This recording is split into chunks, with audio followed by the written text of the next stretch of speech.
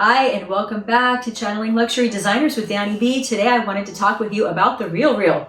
So if you, like myself, have sent many items to consignment, I've been a VIP with them for a couple of years, I wanted to give you some tips on some things to look out for because they have been a hot mess, quite frankly, very frustrating hot mess.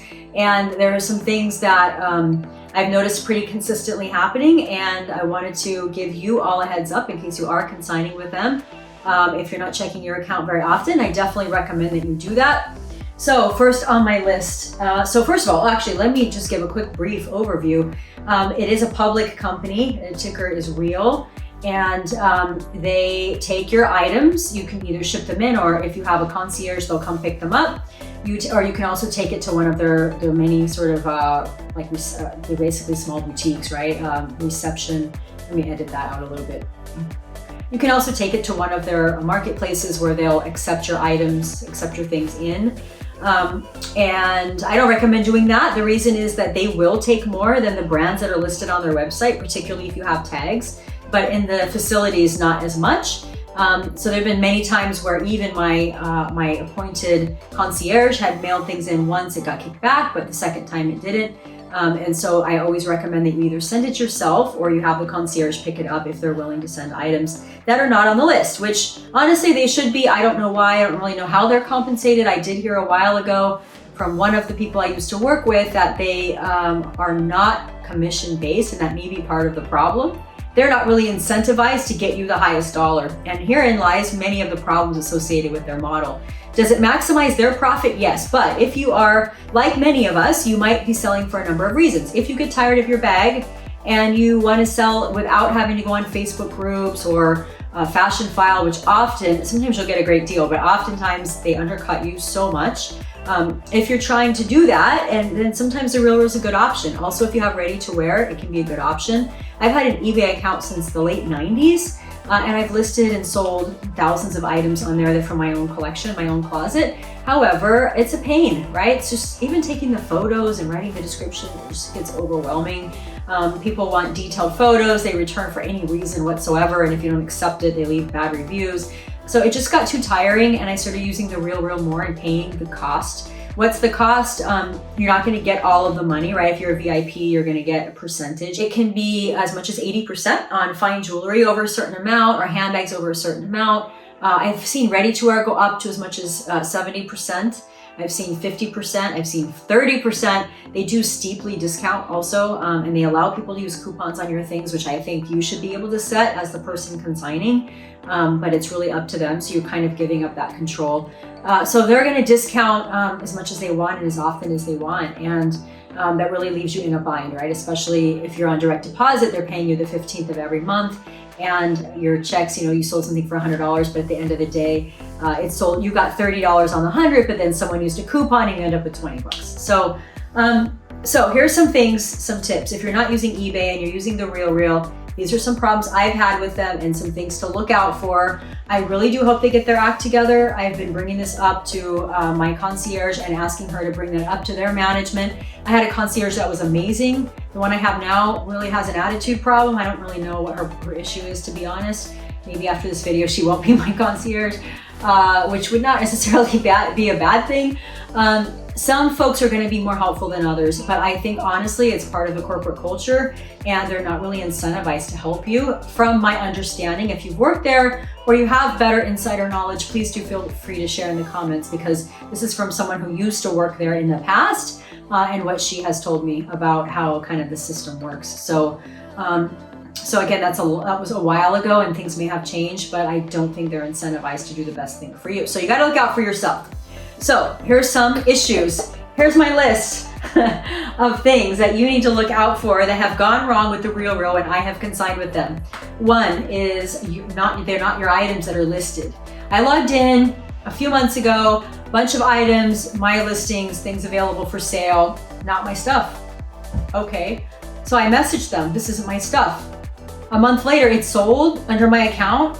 It's still not my stuff, guys. Like somebody else, I don't know if they're ever gonna track it down. I told them to take the money out of my account. It's not my stuff, but I don't know what they're gonna do with it. And it's been months and I've been waiting. So it's mind-boggling, right? So someone else gave something to them and they gave me the money for it.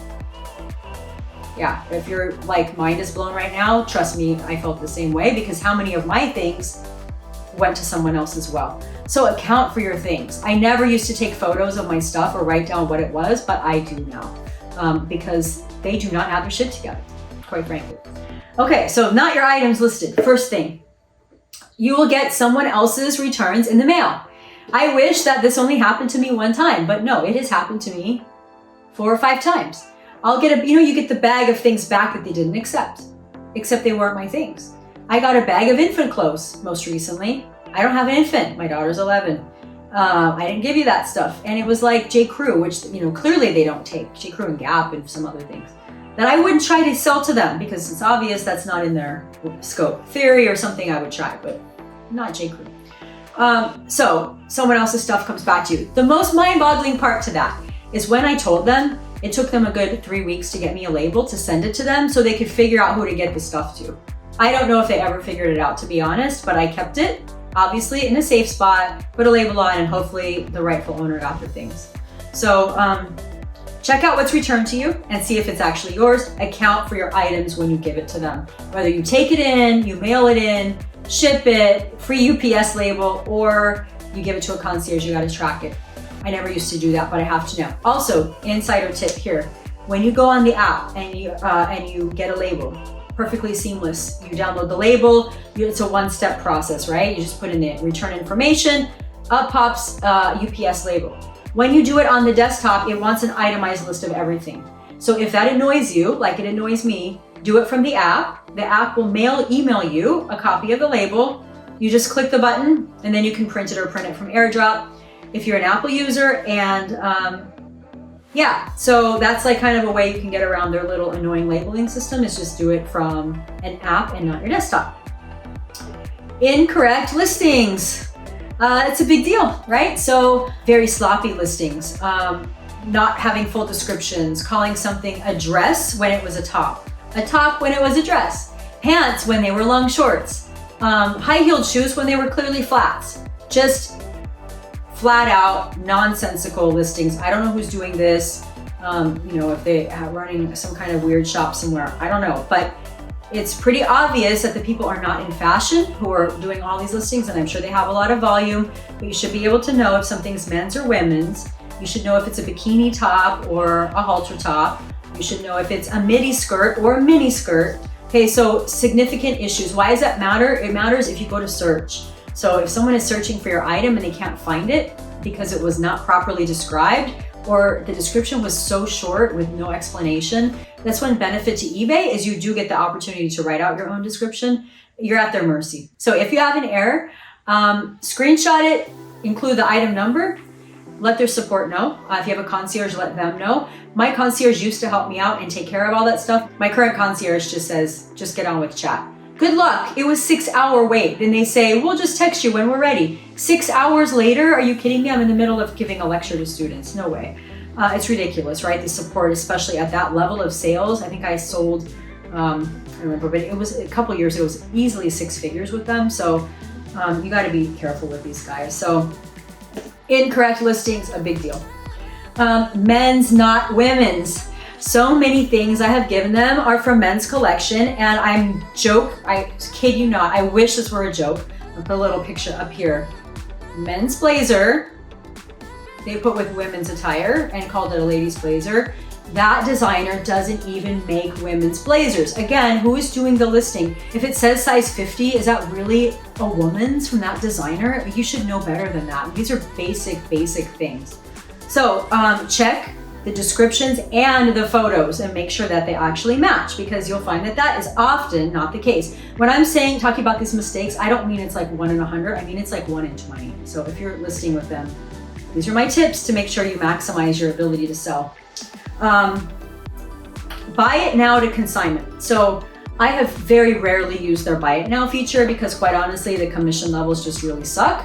But recently I needed to pay off Amex from something else that I purchased, and I sold them a necklace, high jewelry from Chanel, and their buy it now was a couple $1,000s lower than their consignment. But the process is supposed to be much faster, 4 or 5 days to get there. 2 days to value it, 2 or 3 days you get your payment. Weeks, crickets, crickets, crickets. I'm counting on this cash to pay off American Express, which if you use them is the full amount due each month. Crickets. Reach out to my concierge. Oh, I don't know, I'm escalating to my manager or something like that after several days. And then over a long period of time, weeks, it finally gets resolved. It went to the wrong department. The only way I found out, by the way, is I got an email saying, we received your necklace and here's the consignment amount, please confirm. And I wrote back and said, consignment, this is a buy it now. Oh, it's in the wrong department. Let me send it on. It could take 3 to 6 weeks. 3 to 6 weeks? By now I could have hawked it at the pawn shop for probably the same amount of money and faster. So if you are doing buy it now to consignment, just make sure I don't even know what to tell you to make sure to do, because this is just really a screw up on their part. The only buy it now I ever done got screwed up, and it was through a concierge, so I don't really know how to make that one better actually. Some of these I have tips for, but that one, no. It's just watch your stuff. Track your stuff, ask about your stuff, be annoying, be the squeaky wheel if you have to be, but watch your stuff.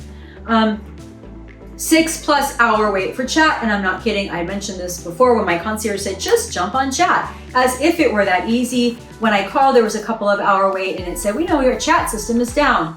Next day, chat system was not down. It was still a 6-hour wait. They are highly understaffed apparently, or they're just not putting their resources into the right spot, or they have too many clients. I don't know.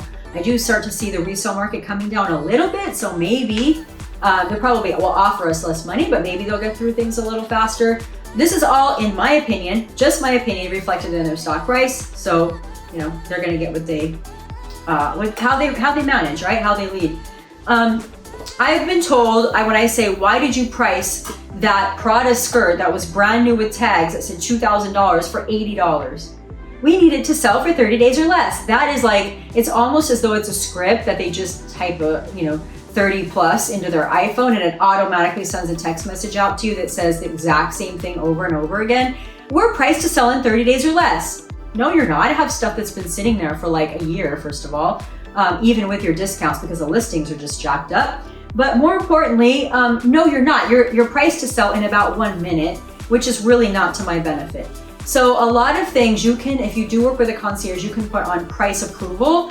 One of my tips for you is to make sure that you do that. If it's something that is of decent value, put it on price approval. I don't give them Prada or Chanel or Hermes or Louis Vuitton or anything anymore without price approval. So they have to get my confirmation on the price before they're allowed to list it. And if it's not meeting my requirements, they ship it back. Does it take a little longer? Definitely, especially if they're going to send the item back to you. But if we're talking the difference between thousands of dollars, which has so many times been the case. By the way, when this has happened in the past with my prior concierge, I was able to tell her, look at this Missoni dress. You guys sold it for $12. And she's like, you know what? That is definitely a problem. That shouldn't have happened to you. I'm so sorry. And she got her manager to give me the actual fair market value. The current person absolutely will not. So I don't know what the process is to switch concierge representatives, but I think watching and knowing who you're getting and how they're treating you is really important, and knowing who their managers are really important. And in my case, I think I'll just try to actively switch now that I'm talking through it on this video, try to actively switch, because the person before her was just 1,000 times better and made the experience a lot better. And she's just really pretty flaky and doesn't really care about my outcome very much, I think, really at all. So 30 days or less is what you're going to hear. If the price is not right, or if you think you're having experiences with that, or you're just giving them a piece that's worth a lot of money, put it on price control. They'll call it price approval. I call it price control to kind of be a little bit of a smart ass, which is controlling how they actually run their operation on my behalf, because a lot of times it's just not right. And then pricing being way, way, way too low. So don't just take their price. I recommend that you talk to resellers. If you're selling a handbag, for example, talk to resellers. Look at Fashion File. By the way, you can put in multiple quotes in Fashion File, space them out a little bit, and get totally different responses. I've had a flat bag, they said $2,000 for a practically brand new flat bag, and then someone else say $8,000. That's an over exaggeration, but pretty close to that. Maybe within $2,000 or $3,000 differences, really big differences. On a watch that I sold, the person who received it, it was $2,000 more the second time than the first time. So you can do the same thing with the real. If they're not selling the items at the price that you want, ask them again in a few weeks if you've got the ability to do that. And also time the season, right? So if you're sending them a heavy, wool jacket and it's summer, they know they can't sell that right now and it's going to be sitting there for a while, so they're going to give you a lot less money for it. So making sure that you time your items just like as if they were a local consignment store that actually doesn't even accept items until certain seasons. Like my local consignment store won't take swimsuits until May 1st.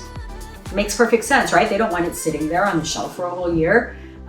So just do the same thing for yourself when you're sending to The RealReal. What I do is I have a bag in my closet. It just says The RealReal on the outside. I put things in it that I know I want to give to them or get pricing on. If you work with a concierge, one benefit too is you can send them a photo of it, include the tag that has the style number and the season code. If you have the tag, even better. Hold on to these tags, ladies. If you are selling bags, hold on to the boxes with the receipt, with the authenticity card and the days we had them, right before they were shipped.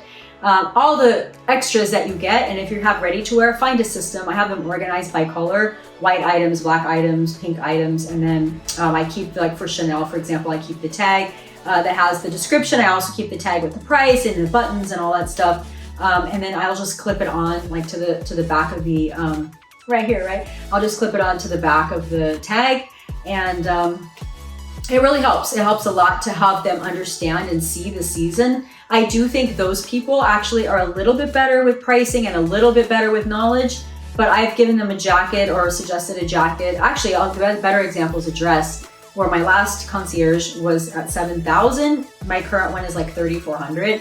So, you know, she's not fighting, right, for the price that the other concierge had done. So yeah, just hang on to things, have the season, have the date code, give them very clear shots, very clear photos of the item. I always try to give a little bit of background story, like it was only available, you know, in the UK, it was only available in South Korea. And I don't think they really care about that, but at least it provides some sort of sense of expectation to your concierge. But yeah, you can ask the concierge ahead of time what they're going to price that at, and it will say per Eduardo on this date, this is the range based on its condition, and then they make that decision when they get it. But really, I think they make a decision based on how fast they will make money and therefore make a profit for their shareholders, which to their credit is their responsibility as a public company. But to us, to our requirements as people selling on their site for various reasons, you got to watch out for yourself. And I would say 2 years ago, I wouldn't have said this as steeply, but enough that I'm so frustrated by them and by other stories similar to this that I wanted to make a whole video about it. So if you're selling to them, these are my tips for you. I hope you find it useful. And yeah, so one other thing I said at the end of each video, I would share with you where my little outfit came from. So this is actually a tunic from Cruise collection this past season. And this is kind of entertaining and it made my fashion advisor laugh, but I just stitched up the sides of the shirt and made it into a dress. And now it's a little mini dress, super cute, very comfortable. I just pop on any belt with it. And yeah, I think it works. I actually make it in pink and black. So I'm excited to get my pink version. Okay, I hope you found this useful, helpful. If so, it would help me a ton if you would subscribe to my channel. And if you're interested in being notified when I have new content, click the little notification bell. And have a wonderful day and happy bargain hunting and happy selling to get new things, but don't let them screw you over. That's my advice. All right, take care, everyone.